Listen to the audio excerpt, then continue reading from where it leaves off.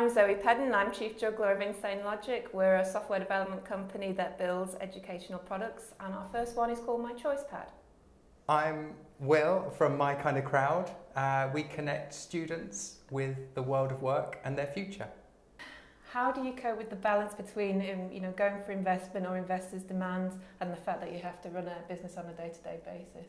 I think for me that is definitely one of the most challenging aspects of running a small business as an entrepreneur. But inevitably, if for instance an investor makes contact and says, I'm really interested, could you give me this information by this date, that suddenly throws off my sales plans, because I feel that actually this is a hot lead. I'd be mad not to follow up on it.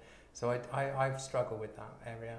I went for the investment thing early on when you did last year and got burnt, and then I decided that the main aim after that was just to focus on customers and sales, and I've been putting them off.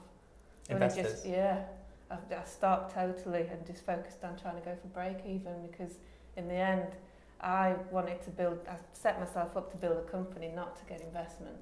So you have to remember go back to what you started off doing.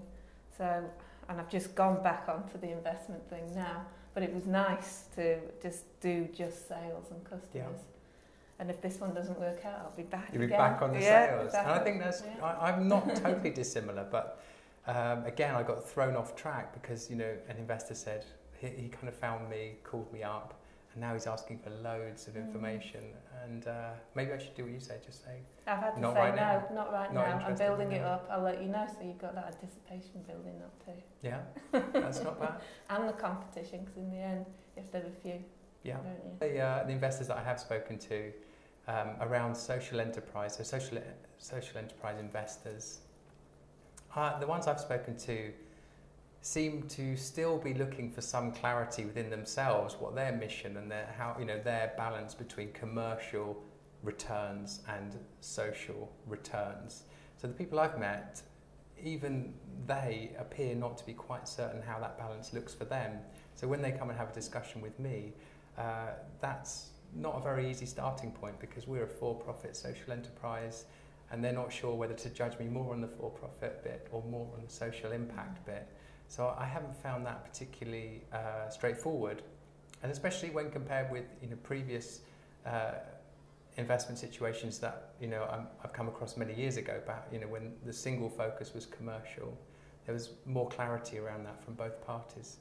So I think, as with any emerging market or a growing market, for me this has been more challenging. Yeah, I found that if you're early stage, and we've had this initial money from the Big Venture Challenge, but there seems to be a gap between the next bit and then people going for $500,000 and saying, "Oh, right, you've been around for 2 years, you've made this," and I seem to be falling in a dip between the two, because I'm being told that I need to make more money. I can only do so much with me. So there's this gap between where I need to be and the money they want to see coming out from revenue, and what I'm capable of doing on my own without further investment. So, and I'm sure if I was a tech startup and I had a more commercial offering, that I know there are people out there getting invested who are not making any money and won't do for quite some time, and I already am making money. But it's almost like I'm scrutinised more because I've come under the social enterprise thing. I would agree with that. I would agree. It seems to me to be tougher, and I would like more clarity. I think we all would. Just kind of more role models or more clarity on what do they need? It's almost like they want to be totally de-risked. Yeah. Which isn't what's and going to happen. provide a social benefit. Yeah.